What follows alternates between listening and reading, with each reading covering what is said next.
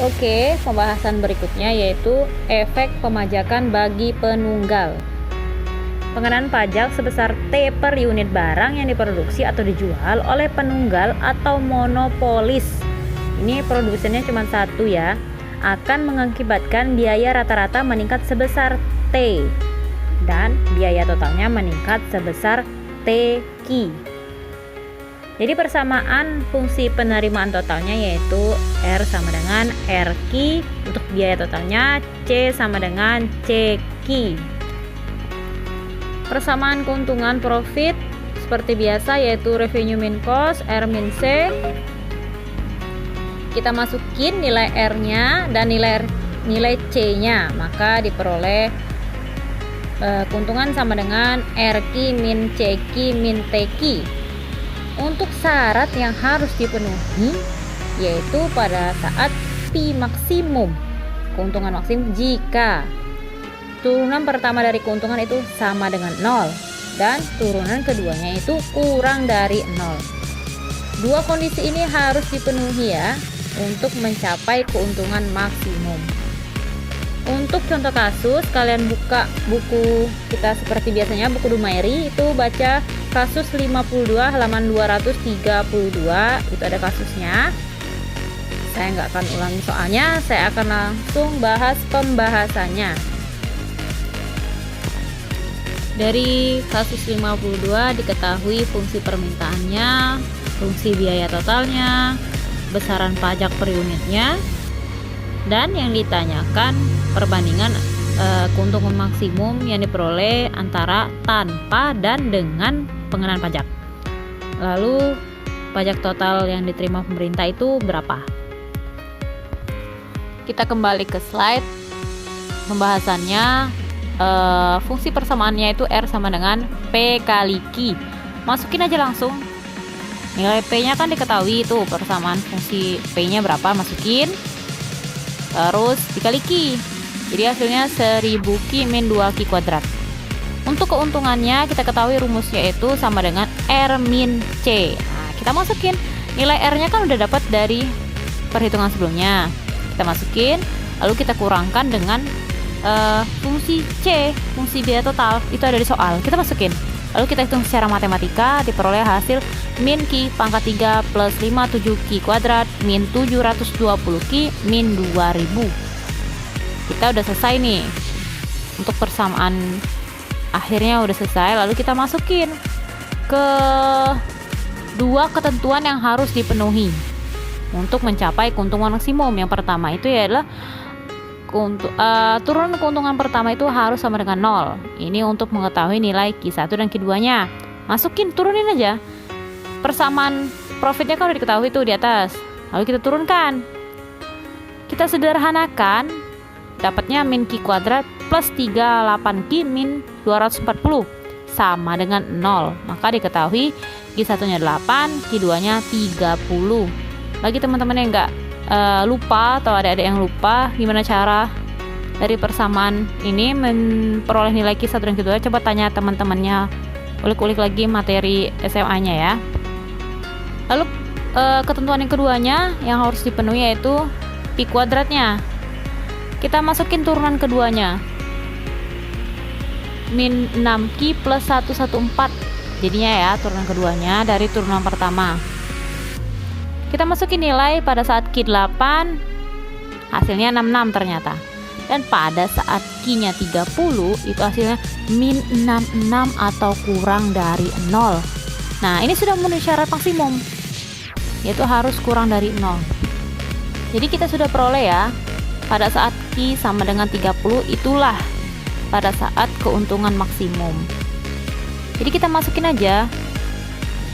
Jadi dari Q30 itu kita bisa ketahui permintaannya itu 940, yaitu masukin aja persamaan fungsi P-nya 1000 min 2Q, Q-nya ganti 30 jadi hasilnya 940. Lalu untuk pajak total yang diterima pemerintah itu kita masukin aja ke fungsinya, yaitu T sama dengan pajak dikali pajak per unit dikali jumlah unit ya. 405 itu dari soal, pajak per unitnya dikali Q-nya 30 itu diperoleh 12.150. Pembahasan selanjutnya di slide berikutnya yaitu model pengendalian persediaan. Pengendalian persediaan, baik persediaan bahan mentah apapun persediaan barang, jadi bertujuan meminimumlah biaya total persediaan. Jadi intinya meminimkan biaya ya. Persediaan bahan mentah yang berlebihan akan menimbulkan biaya penyimpanan ekstra. Demikian pula persediaan barang jadi yang berlebihan. Ingat, efek dari persediaan barang itu apabila kurang itu menyebabkan perusahaan kehilangan pasar ya, karena kita tidak bisa memastikan kontinuitas produk yang kita produksi ya, makanya bisa kehilangan pasar. Biaya-biaya yang dikeluarkan berkenaan persediaan terdiri dari yang pertama biaya pengadaan atau pemesanan, biaya penyimpanan, dan biaya kesenjangan atau biaya kesenjangan timbul apabila terjadi kekurangan atau kesenjangan persediaan sehingga produksi atau pemasaran lebih lanjut tertunda. Jadi biaya kesenjangan ini hadir atau ada akibat dari kekurangan persediaan intinya ya. Slide berikutnya diketahui ada dua persamaan ya, dua rumus untuk jumlah pesanan optimal dan biaya total persediaan, di mana untuk jumlah pesanan optimal rumusnya Q sama dengan akar dari 2C1 kali D per C2. Untuk biaya total persediaan C sama dengan C2 kali Q per 2 plus C1 kali D per Q. Untuk keterangan dari masing-masing fungsi itu bisa dilihat dari keterangan di tengahnya itu ya. Kita masuk ke kasus. Pada kasus 54 diketahui nilai C1-nya, C2-nya, lalu nilai D. Ingat, permintaannya ini 100 karung sebulan. Jadi hitungannya per bulan ya. Jadi harus disamakan dulu satuannya. Kalau sebulan yang per minggu diganti per bulan dulu dikali 4 ya. Jadi 400 biayanya untuk per karung per bulan. Langsung saja kita masukkan ke rumusnya. Q sama dengan akar 2C1 kali D per C2. Secara matematika biasa maka diperoleh hasilnya 25. Jadi jumlah pesanan yang optimal adalah 25 karung pasir setiap kali pesan. Nah, kebutuhan per bulannya dihitung saja 100 per 25, 100 karung per 25 karung untuk setiap kali pesan. Maka hasilnya 4 kali kedatangan, jadi 4 kali mesan untuk mencapai jumlah pesanan yang optimal. Untuk biaya totalnya di slide berikutnya seperti sebelumnya, masukin aja ke rumus, maka diperoleh hasilnya 10.000. Jadi untuk biaya total persediaan per bulan adalah 10.000. Pembahasan berikutnya di slide berikut yaitu hubungan biaya marginal dengan biaya rata-rata. Pada posisi average cost-nya minimum itu harus pada posisi marginal cost-nya sama dengan average cost-nya. Dengan ketentuan average cost-nya minimum itu jika turunan pertama AC-nya sama dengan 0. Nah, ingat ya ketentuan ini, marginal cost itu sama dengan turunan pertama cost. Average cost itu sama dengan cost per Q. Kita langsung masuk ke contoh kasusnya. Di kasus 55 di buku Dumairi 236 itu diketahui persamaan fungsi C-nya ya, cos-nya Q pangkat 1 Q pangkat 3 minus 6Q kuadrat plus 15Q ya. Yang ditanyakan disuruh buktikan bahwa biaya rata-rata minimum sama dengan biaya marginal. Harus dibuktikan saat AC, MC sama dengan AC atau kebalikannya ya, harus sama. Jadi dari soal bisa kita ketahui ya, marginal cost-nya itu turunan pertama dari cost, itu 3Q kuadrat min 12Q plus 15. Lalu average cost-nya cost per Q diperoleh Q kuadrat min 6Q plus 15. Ingat ya, C per Q, jadi persamaan C di soal per Q dibagi Q masing-masing. Setiap persamaan itu kita bagi Q-nya, jadi berkuranglah jadi Q kuadrat min 6Q plus 15. Untuk ketentuan pertama tadi kan dibilang AC minimum itu pada saat jika turunan pertama dari AC itu sama dengan 0. Nah, kita hitung dulu, cari tahu dulu. Turunan pertama dari AC itu adalah 2Q-6. Ingat ya, dari persamaan AC sama dengan 0, maka diketahui nilai Q-nya sama dengan 3.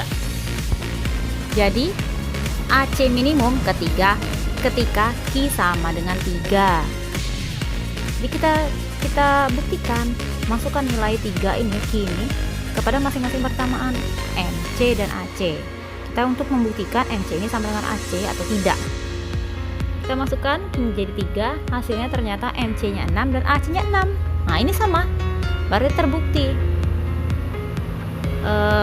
Pada kasus ini biaya rata-ratanya sama dengan marginal cost.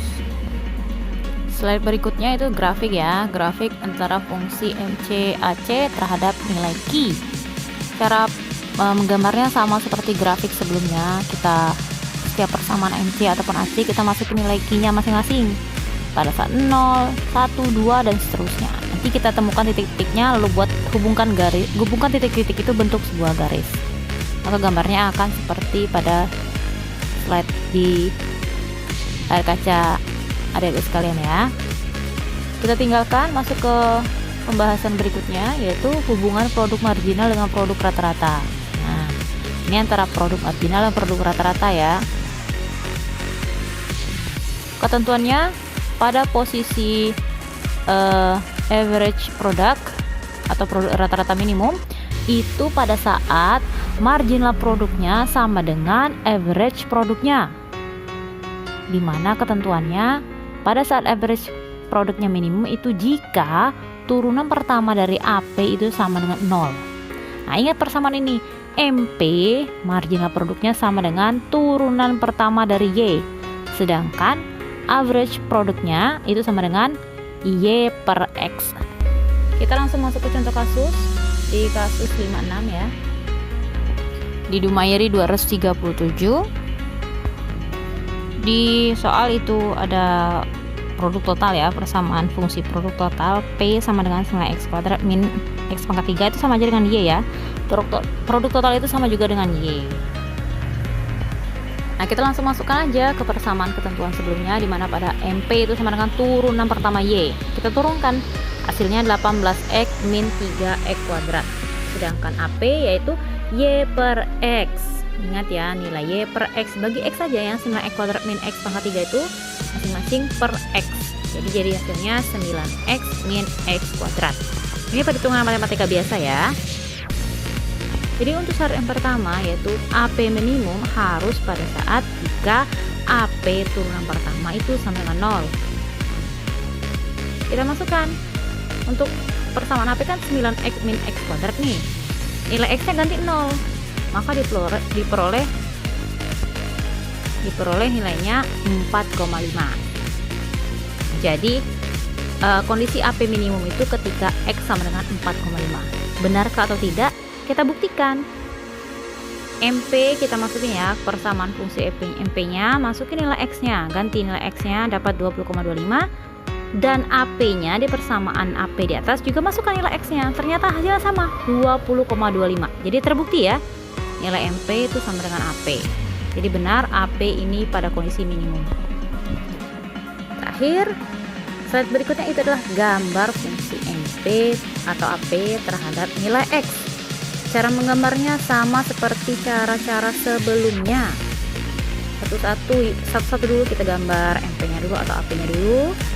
Lalu fokuskan ke fungsi NP. Kalau pengen menggambar MP, masukkan nilai X nya pada saat 0, 1, 2 dan seterusnya. Nanti diketahui titik minimumnya berapa, titik maksimumnya berapa, nanti balik lagi itu titiknya di mana pada saat kapan.